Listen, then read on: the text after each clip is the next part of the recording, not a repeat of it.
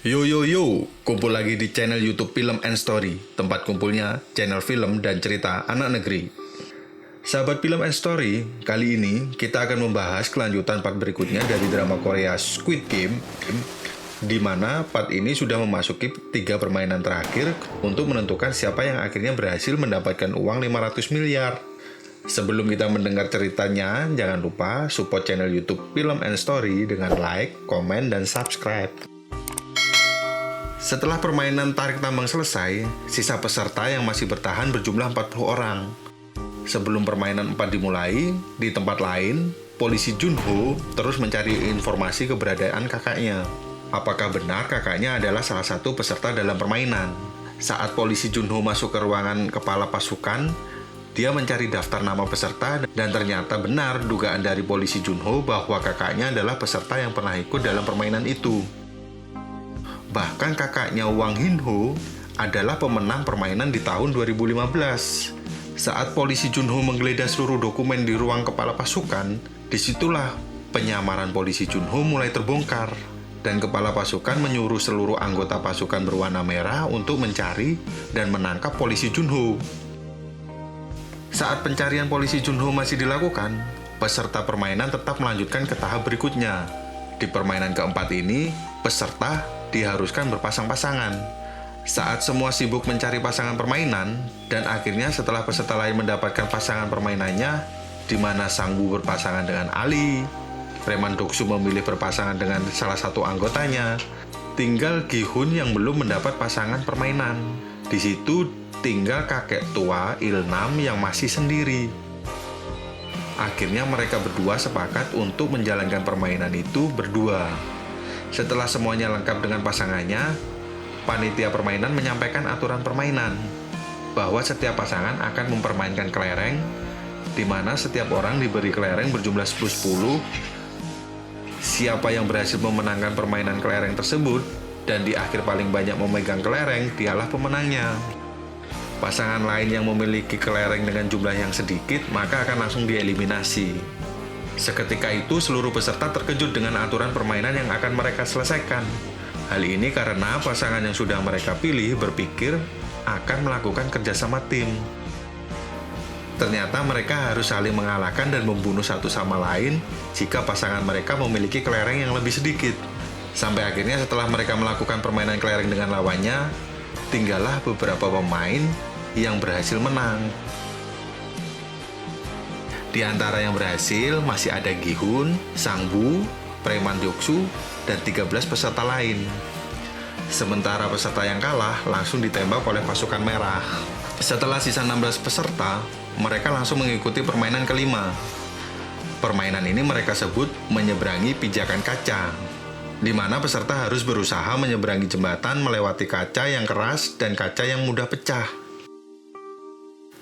Dan bentuk dari kaca yang mereka pijak adalah sama dan susah untuk dibedakan antara mana yang keras dan yang mudah pecah. Jika peserta salah mengambil keputusan dan justru menyeberangi dengan pijakan kaca yang mudah pecah, maka mereka langsung tereliminasi dan jatuh dari ketinggian jembatan tersebut. Sebelum permainan dimulai, ke-16 peserta disuruh memilih nomor antrian. Saat pemilihan antrian, Gi-hun mendapat nomor 16 dan menjadi peserta terakhir yang menyeberangi jembatan kaca. Undian ini cukup meringankan untuk Gi-hun dalam menyelesaikan permainan, karena dia dapat menyeberangi dengan melihat terlebih dahulu peserta di depannya. Permainan ini pun dimulai. Beberapa peserta yang salah dalam menyeberangi jembatan dengan memilih pijakan kaca yang mudah pecah akhirnya terjatuh. Hanya tertinggal 3 peserta yang berhasil menyeberangi sampai garis finish. Peserta itu ada Gi-hun, Sang-woo, dan preman wanita Saibok. Saat ketiga peserta itu mencapai garis finish, seketika itu jembatan yang mereka seberangi hancur dan meledak. Dan pecahan kaca itu mengenai tubuh dari preman wanita Saibok. Setelah permainan kelima selesai, ketiga peserta kembali ke tempat istirahat mereka. Saat mereka sudah berada di tempat istirahat, ternyata preman wanita Saibok sangat kesakitan akibat luka dari pecahan kaca. Saat itu, Gi-hun berteriak-teriak untuk meminta bantuan ke pasukan merah. Saat Gi-hun sibuk mencari bantuan dan berhasil mendatangkan pasukan merah, Betapa terkejutnya dia melihat preman wanita itu sudah dalam kondisi mati, di mana ada bekas luka di lehernya dan ternyata wanita tersebut dibunuh oleh Sang-Ho menggunakan pisau yang dia pegang. Gi-hun pun marah kepada Sang-Ho dan meluapkan emosinya, namun akhirnya dipisahkan oleh pasukan merah. Sampai akhirnya permainan terakhir pun dimulai. Permainan ini mereka sebut Squid Game atau permainan cumi-cumi. Dalam permainan ini tinggal 2 peserta tersisa, yaitu Gi-hun melawan Sang-Ho. Peraturan dari permainan cumi-cumi ini yaitu 1 peserta akan menjadi penyerang dan 1 peserta menjadi penjaga. Penyerang harus berhasil melewati penjaga untuk dapat menginjak kepala cumi-cumi. Penjaga bertugas menghalangi penyerang dan membuat penyerang keluar dari arena permainan. Siapa yang berhasil menjalankan tugasnya, dialah yang akan menjadi pemenang. Dalam undian koin, Gi-hun memilih menjadi penyerang, dan Sang-Ho memilih menjadi penjaga. Kemudian, saat permainan dimulai, mereka berdua akhirnya saling membunuh untuk memenangkan permainan terakhir ini. Saat Gi-hun memiliki peluang untuk memenangkan permainan dan memiliki kesempatan untuk membunuh Sang-Ho untuk membalas kematian teman-temannya, Gi-hun justru melewatkan peluang tersebut. Sampai akhirnya dia meminta permainan untuk diselesaikan dan tanpa ada pemenang.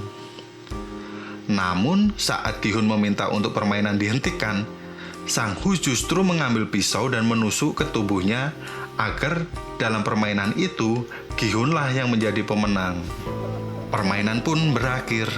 Gi-hun yang akhirnya mendapatkan uang 500 miliar dari permainan pertaruhan nyawa itu. Namun saat diumumkan sebagai pemenang, Gi-hun tidak bahagia karena untuk mendapatkan uang itu, dia harus mengorbankan dan ditinggal oleh beberapa orang-orang dekatnya. Sementara saat permainan sudah mendapatkan siapa pemenangnya, polisi Junho yang sudah diketahui keberadaannya berhasil tertangkap. Polisi Junho langsung ditembak mati oleh ketua pasukan merah yang ternyata adalah kakak yang selama ini dia cari keberadaannya. Wah, permainan yang benar-benar mempertaruhkan nyawa untuk mendapatkan hadiah yang memang sangat besar ya. Bagaimana akhir cerita film Squid Game ini? Tunggu di video berikutnya ya.